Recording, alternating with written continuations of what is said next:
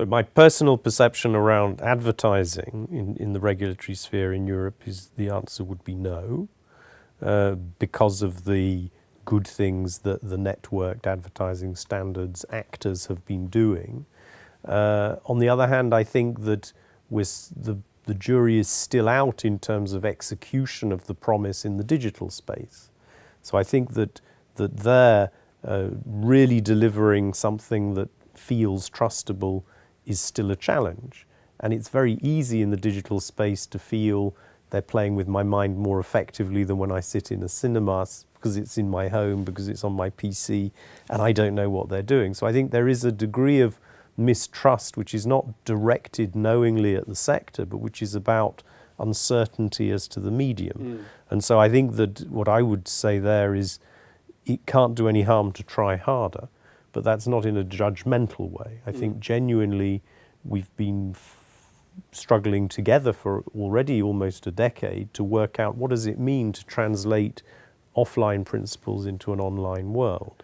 The other example I would give, where in a way I feel less comfort going forward rather than more, is the appearance in screen advertising of new things that typically in some member states you still can't advertise, like online betting. I mean, I really have a question whether we understand enough about how behavior online will affect sustainable gambling behavior, let's say. I mean, and the extent to which people may be led into unsustainable or self-harming behavior. So there are areas where one would be a bit concerned, and somewhere in the middle there's a study just been published, which to my surprise I think has also made it into The Economist, about the presence of alcoholic products, not just in advertising, but across the sort of social media. And that's another question again, where you can say, is that a magnifying glass held up to society, or is it just a mirror? You know, is the social media driving this, or is it just reflecting it? And I think those are just some illustrations how fluid and therefore potentially worrying some of this is.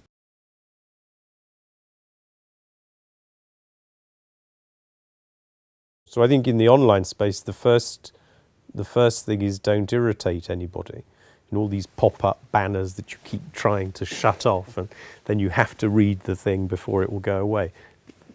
That's the worst aspect. And I think that's a very interesting example where what you probably saw is people saying, we're going to do it because we can, without necessarily establishing clearly enough an understanding of what will promote engagement as opposed to promote irritation.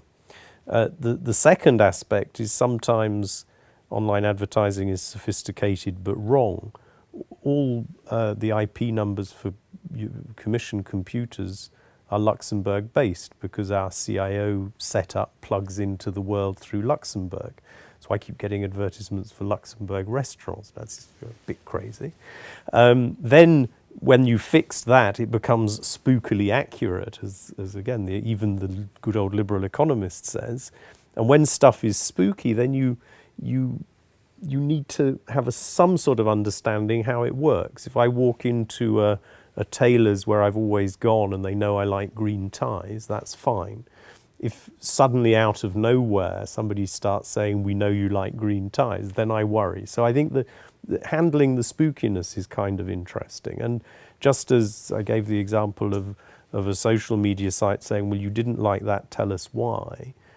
I think if I could, by just saying, where did you find that? If there was a sort of button that says, how did we get that?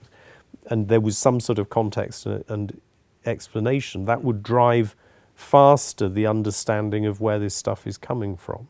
But privacy as such, I think, is not it's not the label I would put on all of that. It's understanding and comfort, because I think that people understand well enough that there's some stuff which is easy. You know, you can track the behavior off my computer, and that's going to go on happening, and whatever sort of informed consent is required, once I've given it, I still need to understand what that is being used for.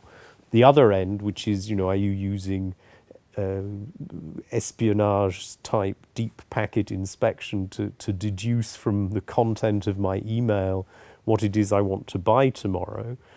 that would be a bridge too far, but I think that's a fear where I would doubt whether most advertisers are doing it, and we know that there are enough large organizations around the world that are doing it. So I don't think privacy is the thing. I think it's comfort and avoiding spookiness.